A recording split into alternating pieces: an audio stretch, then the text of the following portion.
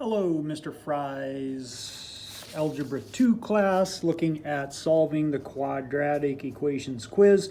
He gave you some extra time till Thursday in order to get this done, so hopefully I'm catching some of you guys while you're still finishing this. Sorry I didn't get this out yesterday, but we are to answer each of the following questions using complete sentences. So I have some diagrams that are to help you out, some that aren't, that I changed, but some diagrams that might help you come up with some sentences where you could describe these. 1 through 3, he wanted me to remind you that they're straight from your homework. So you could look at your homework, take a look at those assignments and get those answers for 1 through 3. Number 1, where are the zeros of a quadratic equation located on the graph?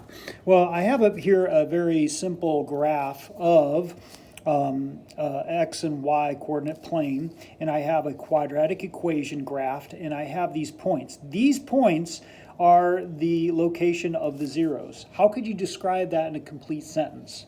Okay. Sometimes, just for the heck of it, and sometimes it hits just in one point. You know, this is my y, this is my x. And that's I'm doing that for a later question. But you know, how would you describe where these zeros of the quadratic equation are located based on that little example, that little diagram there?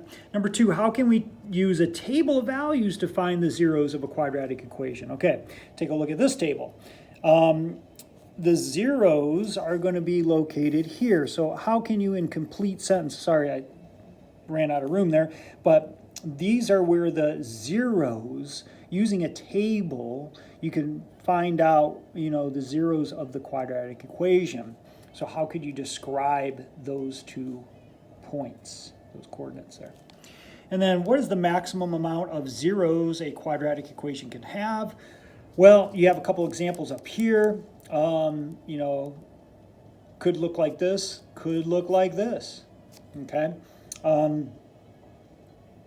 But that's it for a quadratic equation. So what would the maximum amount be?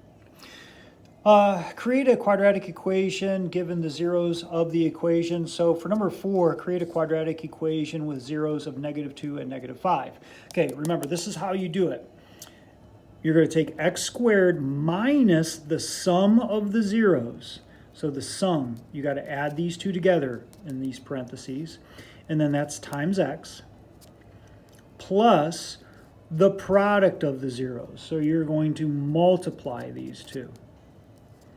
And then that's going to equal 0. Okay? For number 5, and you might want to pause that, rewind that, go back to that. Solve the quadratic equation by factoring. Okay, so you're going to think of, remember that I spoke before about the FOIL method.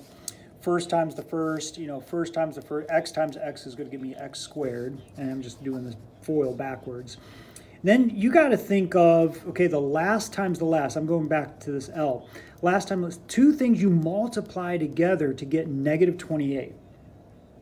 So what, you know, think of all the factors of 28.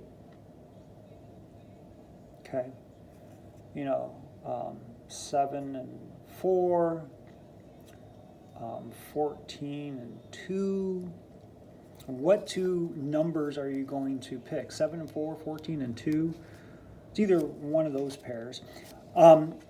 Make one negative, because when you add the outsides and the insides, the x's, the inside and the outside, you got to come up with -12. So when you add these 2 together, you're going to get -12. But when you multiply them, you're going to get -28.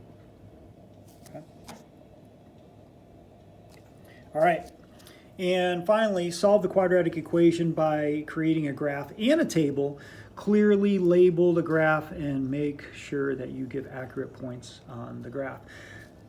Since you're, you know, on your own, go ahead and use Desmos. You could use your graphing calculator. If you have a graphing calculator, you could plug that in, and if you know how to do that, and you could, you know, plot those points, and then you could get a very nice table.